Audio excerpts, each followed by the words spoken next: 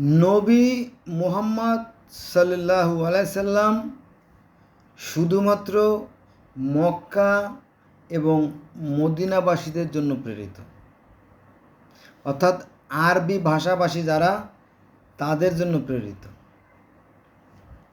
কার কথা? স্বয়ং সৃষ্টিকর্তার কথা। কার কথা? নবীর কথা। কার কথা? কোরআনের কথা। দলিল কোথায় পেলেন? আমি আপনাদেরকে দলিল প্রমাণ সহ পেশ করছি। কোরআনে কীভাবে বলা হয়েছে দেখেন, এখানে বলা হয়েছে এভাবে, মানে কোরআনে যেভাবে লেখা আছে আমি সেভাবে বলতেছি। এভাবে আমি তোমার প্রতি আরবি ভাষায় কোরআন নাজিল করেছি। আল্লাহ পাক নবী মুহাম্মদ সাল্লাল্লাহু আলাইহি ওয়াসাল্লাম বলতেছেন যে এভাবেই আমি আরবি ভাষায় তোমার প্রতি কোরআন নাজিল করেছি। কেন আরবি ভাষায় কোরআন নাজিল করেছি? যাতে তুমি সতর্ক করতে পারো মক্কাবাসীদের এবং এর পার্শ্ববর্তীদের। মক্কা এবং তার পার্শ্ববর্তী হচ্ছে মদিনা। এই আর সতর্ক করতে পারো সন্দেহমুক্ত কিয়ামত দিবস সম্পর্কে, যেদিনে একদল জাহান্নামী আর একজন জান্নাতি হবে। এটা আছে আপনার সূরা শুরা আয়াত নম্বর 7। আপনারা যদি কারো সন্দেহ থাকে তাহলে গুগলে যে সার্চ দেবেন সূরা আয়াত নম্বর 7, এই আয়াতটা চলে আসবে যে নবী মুহাম্মদ শুধুমাত্র মক্কা মদিনাবাসীদের জন্য প্রেরিত। পরে যখন মুসলমানদের বিজয় হয় তখন তারা এটাকে একটু অন্যভাবে ব্যাখ্যা শুরু করে। আচ্ছা, আর একটা আয়াত বলি।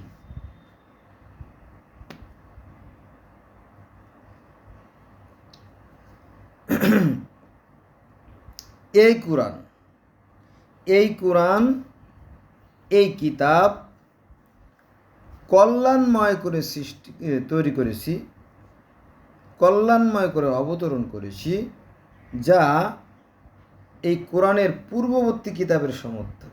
তার মানে পূর্ববর্তীতে যে সমস্ত কিতাব পৃথিবীতে সৃষ্টিকর্তা পাঠিয়েছেন তার সম অর্থক। সম মানে সমান, অর্থ মানে কি? অর্থ বহন করে। যে এখানে একটু কথা আছে, আপনি যদি সেই গিলগেমেসের মহাকাব্য, তারপরে মিশরীয় ফারাও রাজাদের যে ধর্ম, মিশরীয় পুরাণ, তারপরে গ্রিক পুরাণ অর্থাৎ গ্রিকের যে পুরাণ, রোমানদের যে পুরাণ, তারপরে পার্সিয়ানদের যে পারস্যের যে ধর্ম, পার্সিয়ান ধর্ম বা জরথুস্ট্র ধর্ম, সেই ধর্ম, তারপরে আপনি যদি সনাতন বা হিন্দু ধর্ম দেখেন, তারপরে তাওরাত, জব্বুর, ইনজিল, বাইবেল সব দেখেন, তাহলে দেখবেন যে এগুলোর সাথে কোরআনের খুব একটা পার্থক্য নাই। এগুলো পাইছেন কই? আপনি কি গাঁজা খান? অনেক মুসলমান ভাইরা এভাবে উল্টোপাল্টা কথা বলে, এই জন্য বললাম না, আপনি যাচাই করে দেখেন। আপনার বাপ মুসলমান ছিল আর দাদা মুসলমান ছিল, তাই আপনি মুসলমান, এই পরিচয় দিয়ে পার পাওয়া যাবে না, ধরা পড়ে যাবেন। আর আমাদের সালমান এফ রহমানের মতো দাড়ি চাইছেও কি পার পাওয়া যাবে না, ধরা আপনি খেয়েই যাবেন। আচ্ছা, যেটা বলা হয়েছে এটা হচ্ছে আপনার সূরা আনআম আয়াত নম্বর 92। এখানে বলা হয়েছে এই কোরআন কিতাব কল্যাণময় করে অবতরণ করেছি, যা ওর অর্থাৎ কোরআনের পূর্ববর্তীকার কিতাবের সমর্থক, যা দিয়ে তুমি মক্কা ও তার পার্শ্ববর্তী লোকদের সতর্ক করতে পারো বা করো। সূরা আনাম আয়াত নম্বর 92। তাহলে সূরার 7 নম্বর আয়াত আলোচনা করলাম, সূরা আনামের 92 নম্বর আয়াত করলাম, 2টা আয়াত আলোচনা করলাম। এবং এবার আমি আলোচনা করব 3টে আয়াত। তৃতীয় আয়াত সূরা জাসিয়া আয়াত নম্বর 58। এই 3টে আয়াত আলোচনা করে আজকের মতো ভিডিও বন্ধ করে দেবো, শেষ করে দেবো। দেখেন সূরা জাসিয়া আয়াত নম্বর 58 বলা হয়েছে যে আমি আল্লাহ বলতেছি। কে? Allah almighty creator, all in all, যিনি, তিনি বলতেছে আমি তোমার ভাষায়, মোহাম্মদ সাল্লাল্লাহু আলাইহি সাল্লামের ভাষা ছিল আরবি, এই জন্য বলতেছে আমি তোমার ভাষায়, হে মোহাম্মদ, আমি তোমার ভাষায় কোরআন সহজ করে দিয়েছি, যাতে তুমি কি তাদেরকে সহজে বোঝাতে পারো। কারণ স্বদেশি ভাষা ছাড়া মেটে না আশা। মাইকেল মধুসূদন দত্ত তার কপোতাক্ষ নদ কবিতায় বলছিল, কখন বলছিল? যখন সে বুঝতে পারছিল, যখন তার উপলব্ধি হলো, যখন তার বোধ উদয় হলো, তখন সে বুঝতে পারলো, হায় হায় কি সর্বনাশ করছি। সেই স্বর্গরূপী সেই আমার দেশ ফেলাই রেখে আমি ইংল্যান্ডে আইছি, ইংলিশে বই লেখছি, বিদেশি মেয়ে বিয়ে করছি, কিন্তু আসলে শান্তি পেলাম না। তখন তার মনে পড়ছে যে সেই কপোতাক্ষ নদীর কথা বলতেছিল যে দুগ্ধ স্রোতরূপী তুমি মাতৃভূমি স্তনে। মানে এই যে কপোতাক্ষ নদের যে পানি, সেই পানি তার কাছে সুপেয় এবং সুমধুর, মাতৃস্তনের মধুর তুল্য, অর্থাৎ সেই মাতৃ দুগ্ধ তুল্য। তখন মনে হয়েছে, যখন সে বুঝতে পারছে, বোঝার আগে আর হয় নাই। তো আসুন আমরাও বোঝার চেষ্টা করি।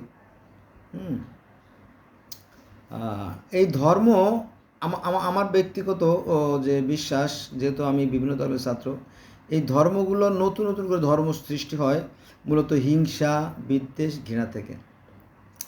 যেমন মুসলমানদের মধ্যেই প্রথমে নবী মুহাম্মদ সাল্লাল্লাহু যখন মারা গেলেন, তখন নবী মুহাম্মদ সাল্লাল্লাহু যে ধর্ম, সেটা মাত্র 30 বছর টিকেছিল, মাত্র 30 বছর। তারপরে শিয়া, সুন্নি, মুতাজিলা, খারেজি, রাফেই, দ্রোজো, সান্থো, এজিদি, বাহাই, হিজবুত তাহিদ, আহমেদ মুসলি জামাত, কাদিয়ানি, শাফেই, মালিকি, হাম্বলি, হানাফি, তারপরে শরীয়ত, মারুফত, তরিকত, হকিকত, দেওবন্দি, মাজারপন্থী, পূজা কবর পূজাপন্থী, তারপরে আলিয়া, কওমি, তারপরে আপনার তাবলিগ জামাতের সাতপন্থী, জুবায়েরপন্থী। এর মধ্যে মানে আমাদের এই ক্ষুদ্র একটা বাংলাদেশে 70টার মতো ইসলামিক রাজনৈতিক দল আছে, বুঝছেন।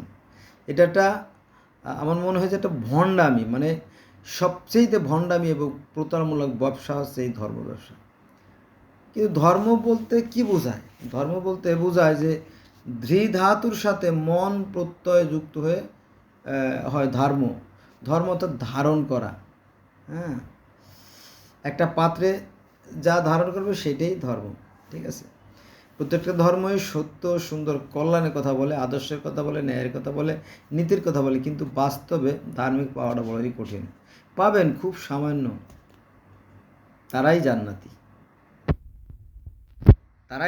জান্নাতি, তারা মরেও সুখ পাবে। ধন্যবাদ সবাইকে।